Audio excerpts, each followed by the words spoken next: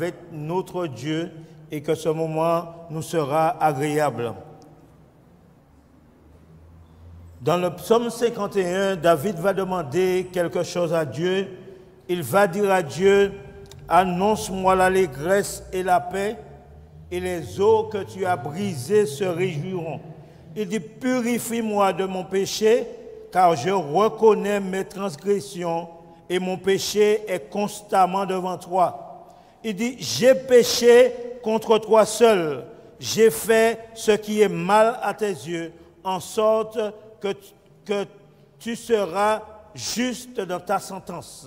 Mes amis, vous savez, ce soir, c'est mercredi soir. Et nous devrions nous humilier devant notre Dieu et prier de manière individuelle et demander à Dieu de venir à notre secours parce que nos péchés sont constamment devant nous et nous avons besoin de sa grâce afin que nous puissions passer à une autre étape de notre vie. Ce n'est pas rester là, prier et puis avoir son péché tout le temps dans sa tête. Non. David dit à Dieu, mon péché est constamment devant toi, mais je viens vers toi maintenant afin que tu puisses me libérer du poids de ce péché qui m'empêche d'être en communion, en relation intime avec toi. Et nous avons décidé de nous rafraîchir spirituellement. Ça voudrait dire que nous avons décidé que toutes les barrières qu'il y a entre nous et Dieu puissent être enlevées afin que la relation soit parfaite entre nous et Dieu et que le Seigneur puisse nous annoncer l'allégresse et la paix. Je vous demande une chose, c'est que chacun se mette à genoux à sa place et prie de manière individuelle afin que l'Esprit du Seigneur puisse faire son œuvre en nous de manière individuelle afin que cette Église puisse de manière en commun montrer que le Seigneur a fait un travail en chaque individu de manière personnelle. Mettons-nous à genoux, nous ne restons pas longtemps, mais nous allons prier quand même.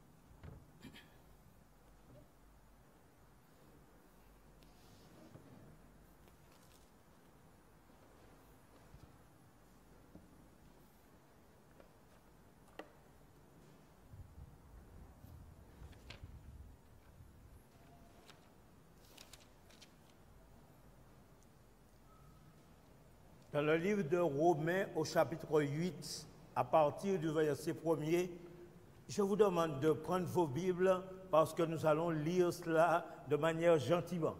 Le Romains 8, versets 1 à 2, et je vais lire dans la Bible Parole de vie. Mes amis, écoutez bien ce que le texte est en train de nous dire. Le texte me dit, mais maintenant, il n'y a plus de condamnation pour ceux qui appartiennent à Jésus-Christ. Est-ce que vous avez entendu? Le texte nous dit qu'il n'y a plus de condamnation maintenant pour ceux qui appartiennent à Jésus-Christ. Et il continue en disant, si nous sommes unis en lui, nous n'avons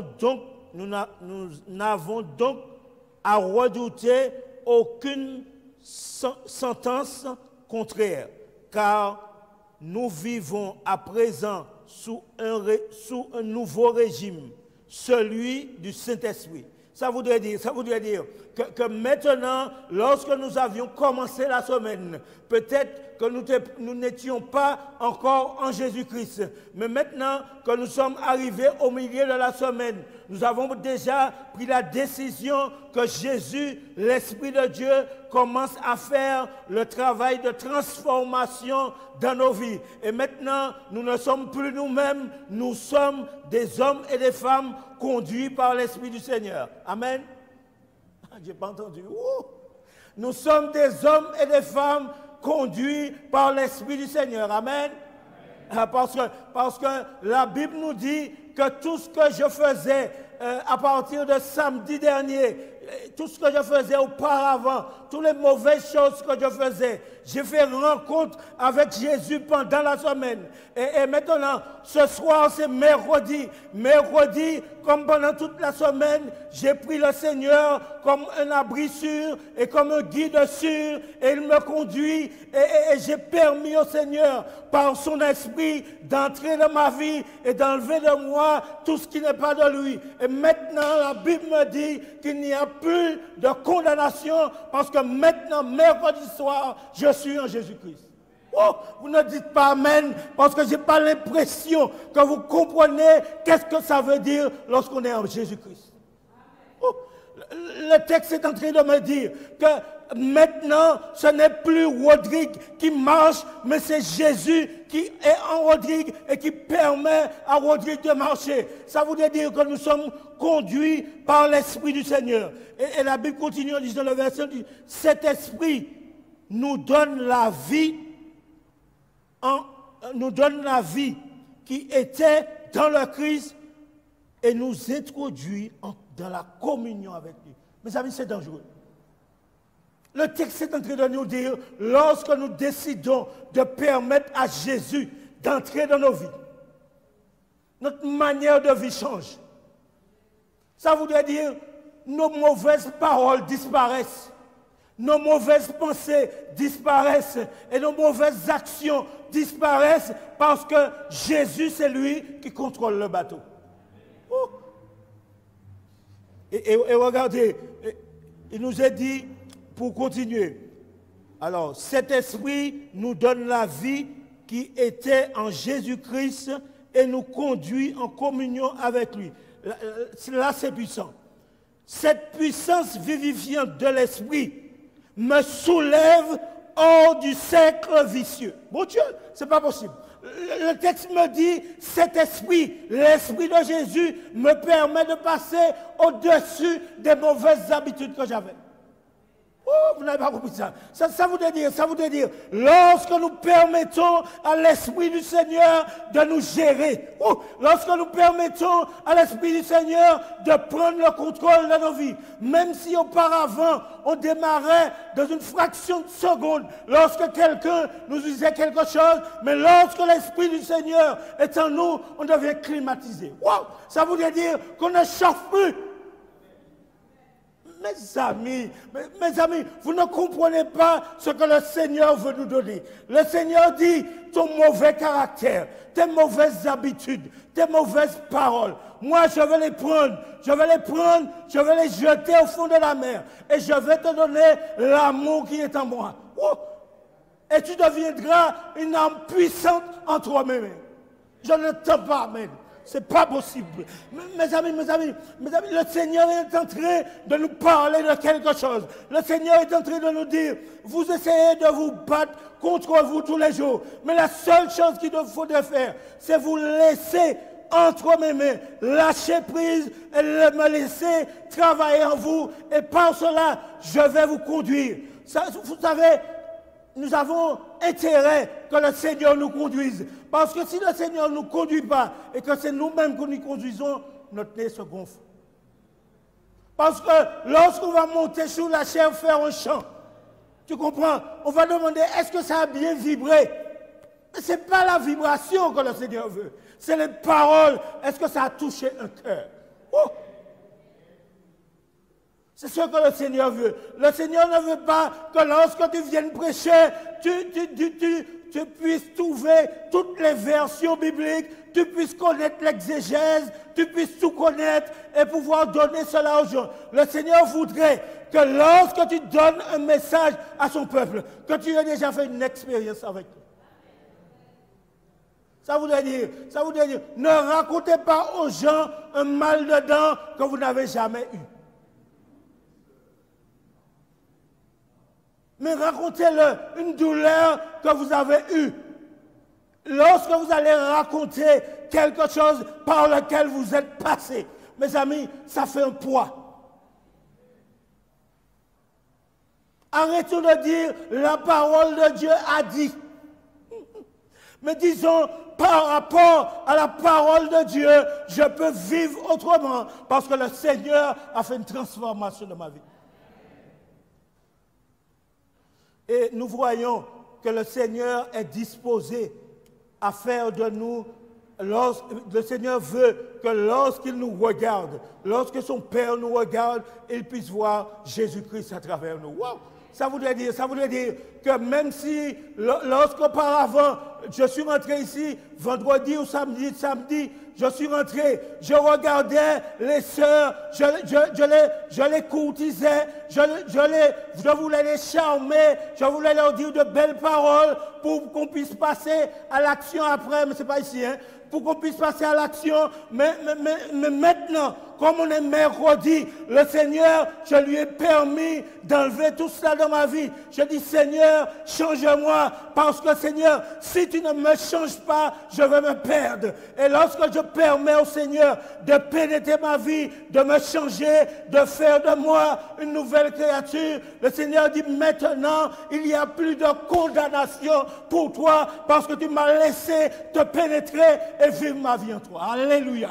Mes amis, c'est formidable parce que nous nous rendons compte que des hommes et des femmes qui sont peut-être sans valeur aux yeux du diable, le Seigneur a regardé sur la terre et il a dit, je ne peux pas les laisser mourir. Et Dieu a dit, je vide le ciel pour venir les sauver. Et regardez, Jésus-Christ a payé le prix. Il a payé le prix cher et il a payé le prix fort. Et maintenant, nous sommes en train de jouer avec une vie éternelle que le Seigneur nous a donnée dans un papier cadeau.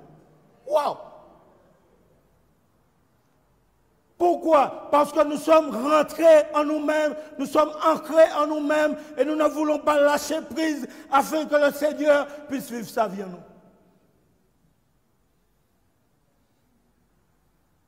Et la Bible me dit, ceux qui sont en Jésus-Christ maintenant, il n'y a plus de condamnation pour eux. Mes amis, ça voudrait dire que même si vous aviez péché, vous aviez commis des erreurs et que toute l'Église était au courant, il n'y a pas de problème. Mais lorsque vous êtes allé avec votre Père Céleste, vous vous êtes humilié, vous avez prié Dieu et vous savez que votre Père Céleste vous a pardonné. Laissez-moi vous dire quelque chose. Je sais que dans l'Église adventiste, il y a beaucoup de pécheurs à la ligne. Et lorsque le Seigneur dit qu'il jette vos péchés au fond de la mer, nous trouvons des pécheurs dans l'Église qui ont des lignes télescopiques, qui vont chercher vos péchés au fond de la mer pour vous dire, pas oublier que l'autre fois, l'année passée, où tu as fait ça. Mais dites à cette personne, le Seigneur m'a gracié. Amen. Et mes amis, lorsque le Seigneur vous a gracié, lorsque le Seigneur vous a pardonné, le Seigneur oublie vos péchés. Trop souvent, nous avons des pêcheurs. Ils n'ont même pas de diplôme de pêche, mais ils sont des plus grands pêcheurs. Pourquoi? Parce qu'ils peuvent remonter vos péchés au fond de la mer. Excusez-moi de vous demander pardon, je suis obligé de vous dire ça. Parce que laissez-moi vous dire, j'ai été à l'extérieur de l'église à un moment donné où je voulais vivre ma vie. Écoutez, je voulais faire mes affaires comme je voulais. Mais lorsque je suis arrivé à un certain virage de ma vie, le Seigneur m'a dit, jeune homme, retourne à la maison. Mais lorsque vous retournez à l'église, il y a 2 personnes devant la porte. Oh!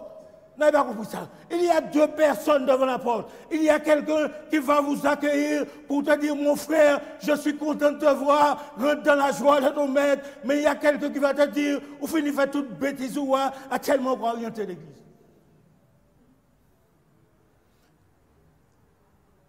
Et il nous faut faire attention. Il nous faut faire attention pour savoir dans quel groupe nous allons nous trouver. Il nous faut faire attention pour savoir, pour nous sonder nous-mêmes et voir que le Seigneur a été bon envers nous et nous a pardonné et nous a lavé de nos iniquités et nous garde en vie toujours. Pour ne pas condamner les autres. C'est facile de condamner. Tu vois quelqu'un dans une poubelle chercher à manger. Quoi dit, c'est qu'il y a en poubelle là. Mon passage c'est fait. C'est pris, pas de rien. Mais on ne peut pas dire, bon, on m'a dit 10 euros, 5 euros. Tu vous appelles petite monnaie? Non. Ah, je ne peux pas avoir mon argent parce qu'il aurait fait mes zèbres. C'est facile, hein? Ça, c'est très facile. Dès qu'on dit zèbre ou sauver.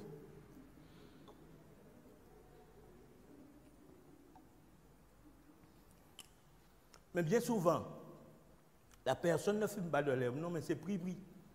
Mais on passe ça si demain matin, on ne peut pas connaître, puisqu'on ne sait pas comment demain sera. Il nous faut comprendre une chose. Le Seigneur voudrait que nous puissions, à chaque fois qu'on regarde quelqu'un faire quelque chose, avoir une attitude, faire une rétrospection dans nos vies. Et voir où est-ce qu'il nous a pris et où est-ce qu'il nous a amenés. Parce que nous sommes bien cravatés, nous sommes bien habillés ce soir, nous sommes bien masqués aussi, nous sommes très bien habillés. Mais mes amis, mais avant d'être comme ça, comment nous étions? Personne ne sait, mais le Seigneur sait comment nous étions et il sait qu'il a fait une transformation dans nos vies. Et c'est pourquoi aujourd'hui, nous pourrons dire merci Seigneur parce que tu m'as libéré de moi-même. Et le Seigneur est formidable. Et le Seigneur est bon, compatissant. Et ce Dieu-là nous aime tellement que nous n'avons pas idée de cet amour. Parce que, vous savez pourquoi nous n'avons pas idée de cet amour? Parce que lorsque nous nous réveillons le matin, le frigidaire est toujours rempli. Lorsque nous allons à la cuisine, il y a du gaz. Lorsque nous allons à Fort-de-France, on peut s'acheter un sandwich. Mes amis, il n'y a pas de problème. Dès que le frigidaire marche et qu'il est rempli, il n'y a pas de problème. Mais le jour où il n'y aura rien dans le frigidaire, on va essayer de téléphoner, mais peut-être qu'on n'aura pas de réponse parce que quand le frigidaire était plein, on ne pensait pas à celui qui nous permettait de remplir le frigidaire. Oh, vous n'avez pas compris. Ça voudrait dire, on ne pèse pas ce que Jésus a fait sur nous, pour nous, sur la croix du Calvaire, parce que nous sommes bien. Quel problème vous avez? On n'a aucun problème. On dit, ah, ça n'a pas calé un petit peu, bon, vous faire un petit dièse. Moi, la quartier est tout petit, pour faire un petit dièse. Mais lorsque je rentre, tout est déjà bien classé dans le frigidaire. Le repas est déjà fait. Attention, ne me dites pas qu'il y a quelqu'un qui n'a pas encore mangé ou bien qui ne va pas manger quand il va partir. Amen, mais le Seigneur nous a bénis. Mais est-ce que nous pensons que le Seigneur, c'est lui qui fait tout ça pour nous? Est-ce que nous savons que le Seigneur est en train de s'occuper de nous? Et le Seigneur nous dit ce soir, mes amis, si je m'occupe de vous, vous me laissez m'occuper de vous et vous conduire, vous n'êtes plus condamnables. Ça voudrait dire, nous tous, nous étions condamnables. Mais par la grâce de Dieu, par le sacrifice de Jésus, il n'y a plus de condamnation pour nous. Est-ce que nous comprenons ça? Est-ce que nous pesons ça, savoir qu'il y a, mes amis, condamnation, c'était mort. Ce n'est pas condamnation pour aller en prison pour 3 jours. Hein. La condamnation qui pesait sur notre tête, c'était la mort éternelle. Mais Jésus, par la grâce de Dieu, est venu, il a payé la rançon pour nous. Il est descendu dans la mort éternelle. Mais la mort ne pouvait pas le retenir, il était obligé de sortir de là. Et il est ressuscité pour nous. Et la Bible me dit, nous sommes ressuscités avec lui. Mon Dieu, ce n'est pas possible. Et nous sommes assis avec lui à la droite de Dieu le Père. Oh, vous ne savez pas quelle importance nous avons aux yeux de Dieu. Okay? Nous avons beaucoup d'importance aux yeux de Dieu et c'est pourquoi, mes amis, nous devons demander à Dieu de permettre que nous puissions laisser toutes nos mauvaises habitudes de côté, toutes nos mauvaises actions de côté, afin qu'il puisse accomplir en nous le vouloir et le faire selon son bon plaisir, parce que le Seigneur est sur le point de revenir.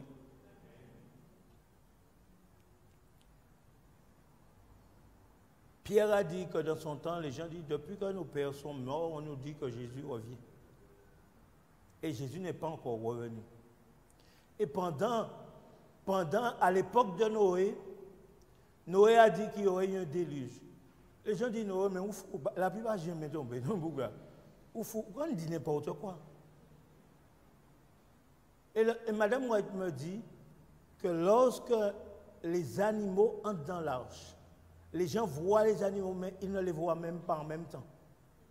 Parce qu'ils sont aveuglés par leurs affaires. Lorsque les animaux finissent d'entrer dans l'arche, mes amis, les animaux nous ont devancés. Je ne pense pas que quand Jésus va revenir, on va laisser les animaux nous devancer. Les animaux ont devancé des êtres humains créés à l'image de Dieu. C'est pour montrer à quel niveau le péché peut nous aveugler. Nous flirtons avec le péché tous les jours. Ça devient habitué. C'est habitué là c'est dans notre chair. Lorsqu'on nous dit quelque chose, on fait un petit truc, mais après c'est déjà fini. Parce que le truc a déjà fait corps avec nous. Et ce soir, il nous faut comprendre qu'il est important pour nous de laisser Dieu prendre possession de nos vies, parce que s'il ne prend pas possession de nos vies, nous allons arriver à la même réalité qu'Aman. Aman était le premier ministre. Et pour lui, il était intouchable. Vous savez qu'il y a des gens à l'église, quand on est ancien diacre, il y a des anciens des diacres qui sont intouchables. Hein? Mais laissez-moi vous dire, il y a une seule personne qui peut toucher tout le monde, c'est Dieu. Amen. Il n'y a personne d'intouchable à l'église. Aman se croyait intouchable. Il était le premier ministre auprès du roi. Et regardez, et il a été invité seul à une petite fête. Et il était content parce que je ne peux pas comprendre que c'est moi seulement qui ai été invité. Mais sa femme lui avait déjà raconté, lui avait déjà dit une prophétie. Sa femme lui avait déjà dit, et ce verset-là, je l'aime beaucoup. Au verset 7, il est dit, le 13 de Esther chapitre 6, il est dit, Aman raconta à sa femme Jérès et à tous ses amis tout ce qui lui était arrivé. Ces sages et Jérès, sa femme, lui dirent, Mardochée devant lequel tu as commencé à tomber. Si Mardochée devant lequel tu as commencé à tomber est de la race des Juifs, tu ne pourras rien contre lui, mais tu tomberas devant lui. Oh, c'est pas possible ça. Laissez-moi vous dire, qui que vous soyez, où que vous soyez, si vous faites confiance à Dieu, même si on peut monter toutes sortes de programmes sur votre tête, si Dieu est avec vous, qui sera contre vous? Aïe, aïe, aïe. Ça voudrait dire que les gens peuvent faire leur plan, mais personne ne peut faire un plan au-dessus de Dieu. Et lorsque vous marchez dans les directives de Dieu, les gens peuvent aménager toutes sortes de plans. Mais notre Dieu est tout-puissant et il est là pour nous délivrer de toute attaque de l'ennemi. Aman est là, il est bien, il est content parce qu'il est en première classe. Des fois, ce n'est pas bon d'être en première classe. Hein. Mais Aman est en première classe. Et mes amis, il est invité chez le roi avec la reine. Et nous allons voir que la reine va les inviter à un deuxième festin. Et Aman, j'ai l'impression qu'il a mis ses plus beaux habits, tout et tout, pour aller là, parce que franchement, c'est un honneur d'être là. Vous savez, quand on vous invite une fois, vous allez acheter un petit linge pas trop dangereux, puisque bon, on ne sait pas ce qui va se passer. Mais quand vous avez été à la première visite, on vous invite 2 fois, vous achetez un linge un petit peu plus dangereux, vous comprenez, qui a de la prestance pour dire, bon, c'est qu'à s'appeler raide, on va. Et Aman, j'ai l'impression qu'il a mis pour le deuxième festin ses plus beaux habits. Mais le bonhomme ne sait pas, il n'a pas entendu la prophétie de sa femme. Sa femme lui a déjà annoncé qu'il va tomber, mais pour lui, il se croit debout. La Bible dit que celui qui se croit debout prenne garde de tomber, mais sa femme l'a déjà prévenu qu'il va tomber, mais pour lui, il est debout toujours. Et ce que j'aime avec Dieu, c'est que lorsque Esther va rentrer, va les inviter, ils vont entrer au festin.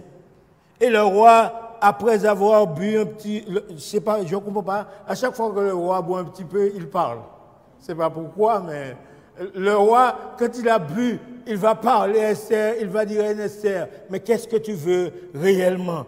Et il dit, que désires-tu quand ce serait la moitié du royaume? Je vais te le donner. Mais Esther dit, pas chaud. Je ne veux pas la moitié du royaume parce que le Dieu du ciel a tous les royaumes entre ses mains. Alors, de toutes les façons, ce n'est pas ce que je veux. Et Esther va rester, la reine répondit, la reine va lui répondre, si j'ai trouvé grâce à tes yeux. Et mes amis, il va lui dire de la sauver. Mais à main et après de la table, j'ai l'impression qu'il boit un petit vin aussi. Parce que c'est peut-être après le repas. Mais maintenant, après le repas, on mange du fromage, on boit du vin. Aman est en train de se régaler. Et Esther va dire au roi qu'il y a un problème. Elle et son peuple ont été vendus. Et Mardochée, il est là toujours, il n'y a aucun problème. Et après, elle va dire que c'est Mardochée qui l'a vendu, elle et son peuple. Non, excusez-moi. Dis ça plus fort, Aman. J'ai déjà dit que lorsque le frère dit une bêtise, il faut dire ça fort. Vous savez, parce que les noms se mélangent. Et Aman est là. Aman est là à la table. Il est bien à la table. Mes amis, vous n'avez jamais vu que quand on vous invite, vous êtes en première classe. C'est difficile pour vous de vous lever après pour sortir si on vous a fait honte. Je ne sais pas pour vous. Hein? C'est un petit peu difficile. Quand on vous fait honte et que vous êtes en première classe. C'est pourquoi vous mieux s'asseoir derrière.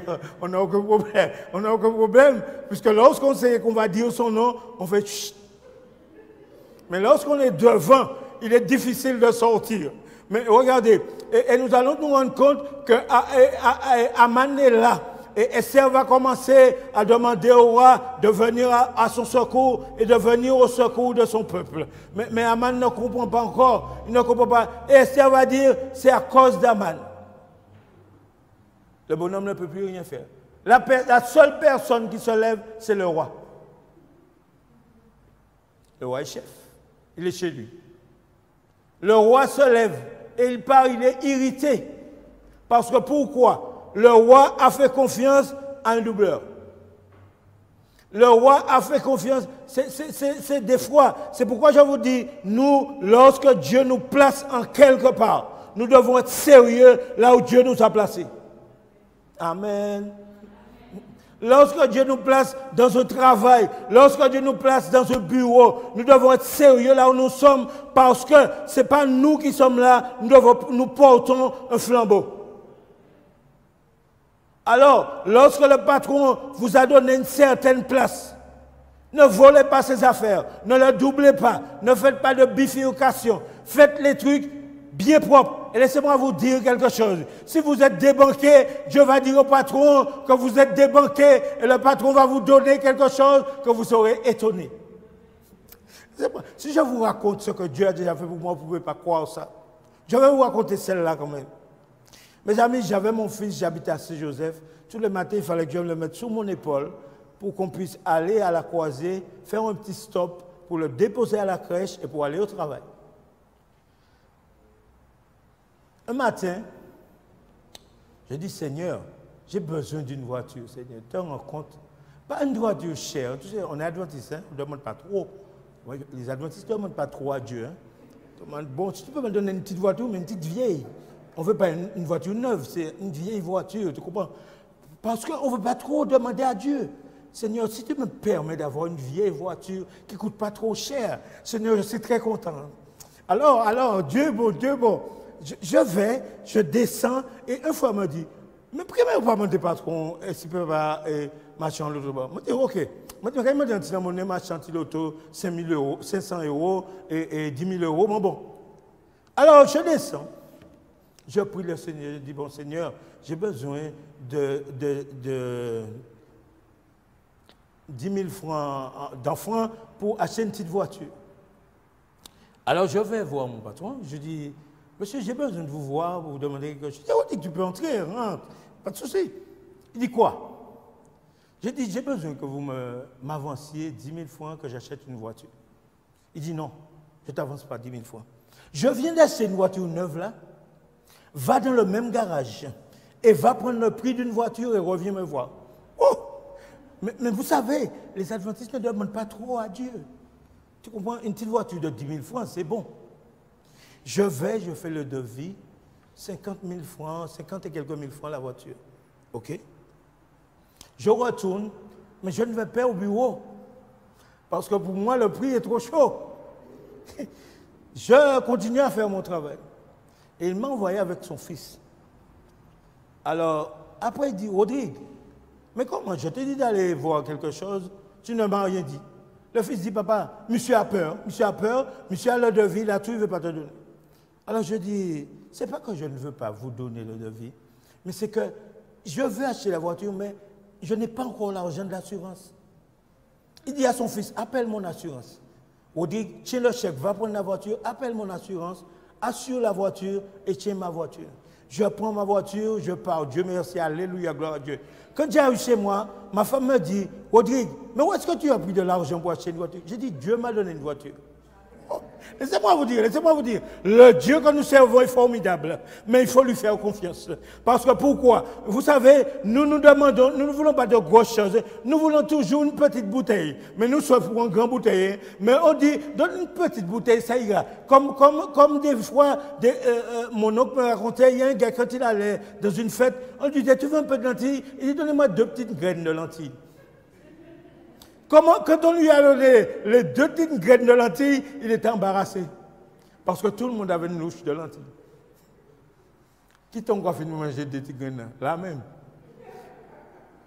Et Dieu est disposé à nous donner.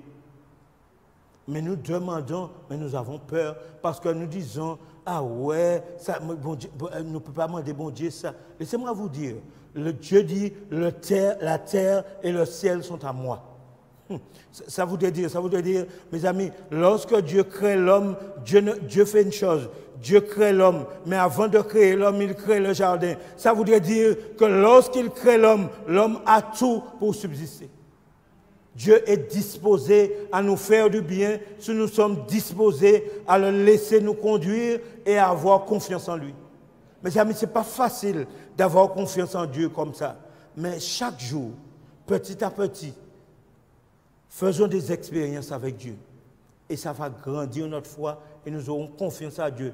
N'allez pas demander à Dieu un gros château.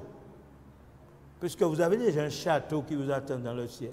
C'est pourquoi il fait bien un château ici. Ne demandez pas à Dieu un grand château. Ne demandez pas, c'est un petit Ferrari où vous pouvez rouler, mettez l'essence dedans, ou quoi dit Seigneur, donne-moi une grosse BM. Mais là, vous accélérez, l'essence est finie. Et puis, vous boit la ria, ou quoi pleurer, ou quoi dire oui, je n'ai pas d'essence. Non, Seigneur, c'est une Ferrari que tu vois que je peux. Donne-moi une Ferrari. Ça va au même endroit que la BM. Et il nous faut comprendre que Dieu est disposé à venir à notre secours, mais bien souvent, nous sommes remplis de nous-mêmes et nous ne laissons pas Dieu faire le vouloir et le faire en nous selon son bon plaisir. Mes amis, Dieu m'a déjà fait tellement de bien. Vous me voyez boitant là, mais c'est par la grâce de Dieu que je boite. Parce que si ce n'était pas Dieu, je ne serais pas devant vous là ce soir. Peut-être que je serais en quelque part. Comprenez?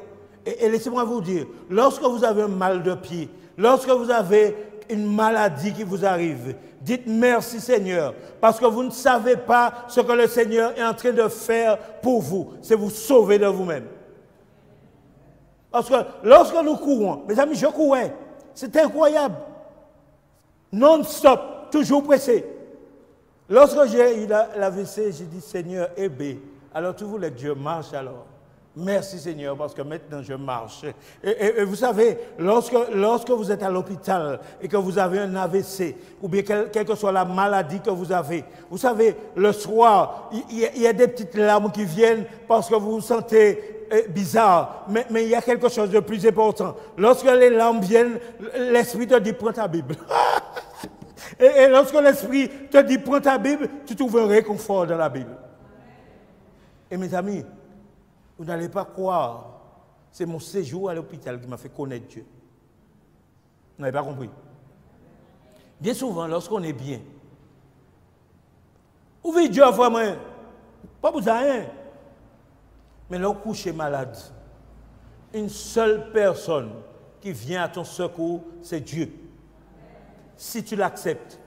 Mais il te dit, mon enfant, cette vie-là que tu menais là, c'est une vie qui allait te mener à la mort éternelle. Mais moi, je t'ai arrêté. Et des fois, on pleure pour la maladie. Ah ouais, c'est normal, la maladie, c'est pas bien. Bien souvent, l'homme malade, ou pas ça si c'est sauver l'éternel qui a essayé de sauver. On y a un petit mal pied, bon matin, parce qu'on était pour aller en ville. L'Éternel, ça vous aurait dépensé l'argent tellement, puisque comme le corona, on a arrêté le couvre-feu, tu allais acheter tous les magasins. L'Éternel permet de un petit mal pied. Dis Seigneur, merci, parce qu'on t'a dépensé l'argent aujourd'hui. Et puis on fait les soldes. Dis merci. Mes amis, il nous faut comprendre une chose. Vous savez, la maladie nous fait comprendre tellement de choses. Laissez-moi vous dire, il nous faut comprendre que Dieu veut à tout prix sauver l'être humain. Et lorsque tu as un mal de tête, que tu as un mal de pied, prends un petit thé, mais prie le Seigneur. Et dans la journée, il y a quelqu'un qui va te dire, mal en ville, là, je tel côté, l'homme passe la tête, il y a un méchant accident, et c'est à l'état où tu es là en ville. Et nous avons dit, oh, mal bien là, on lui dit, Seigneur, merci. On ne peut pas aller en ville parce que telle manière, telle façon. Louer Dieu, parce qu'on ne sait pas de quoi il nous a préservés.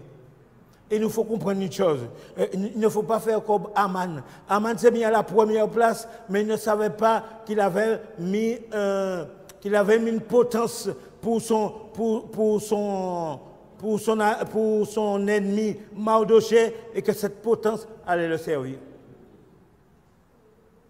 Des fois, il nous faut demander à Dieu, Seigneur, je me suis réveillé ce matin, mais que veux-tu que je fasse?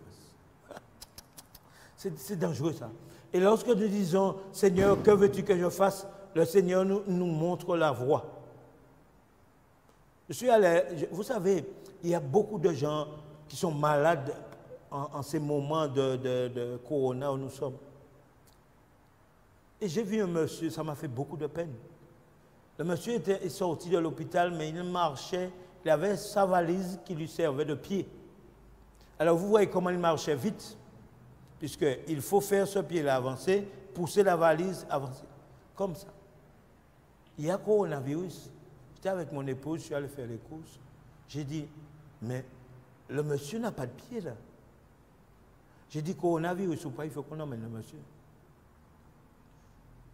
J'ai pris mes précautions, j'ai dit, monsieur, mettez votre petit masque, et puis on va vous prendre ici, là, on va vous emmener. Le monsieur était près de l'école de Petit Manoir, il arrivait sur le pont de la zone. Je ne sais pas s'il allait arriver maintenant, mais de la manière dont il marchait, le monsieur n'allait pas arriver.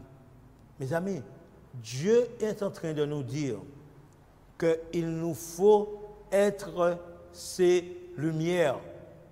Ça voudrait dire que ce n'est pas chercher les honneurs, la première place, mais chercher à faire aux gens du bien pour qu'ils puissent glorifier Dieu. Et vous savez, comme nous sommes rafraîchis maintenant. Vous savez, on ne fait pas ça encore parce que les gens sont tellement timides lorsque le Seigneur fait quelque chose pour eux. Les gens ne témoignent pas parce que, tu sais, je ne veux pas que sœur et tel entende ça. Mais laissez-moi vous dire, lorsque Dieu fait quelque chose pour vous, il faut le dire à haute voix pour que les autres puissent prendre courage et avancer. Et le Seigneur a fait des choses pour moi, je ne peux pas garder ça pour moi. La seule chose que je peux vous dire, c'est que Dieu voudrait que son Église puisse lui faire confiance et le laisser le transformer. De nous avoir parlé en ce soir et merci de nous avoir encouragés, de nous faire savoir que tu es avec nous, Seigneur, et tout ce que tu veux, c'est que nous puissions prospérer à tous égards comme prospère l'état de notre âme, Seigneur. Permets, ô Dieu, que nous puissions te laisser accomplir en nous des œuvres bonnes, afin que ton nom soit exalté, Seigneur. Maintenant, nous nous sommes humiliés devant toi. Nous nous sommes prosternés devant toi. Nous avons confessé nos imperfections, nos fautes et nos erreurs, Seigneur. Et tu nous as promis que si ton peuple vient vers toi, s'humilie et prie, tu guériras le pays, Seigneur. Guéris-nous en ce soir, Seigneur. Car lorsque tu parles, la maladie part. Lorsque tu commandes, la mer se calme. Seigneur, en ce soir, guéris-nous et délivre-nous de nous-mêmes, car nous avons besoin de toi. Sans toi, nous ne pouvons rien faire, Seigneur.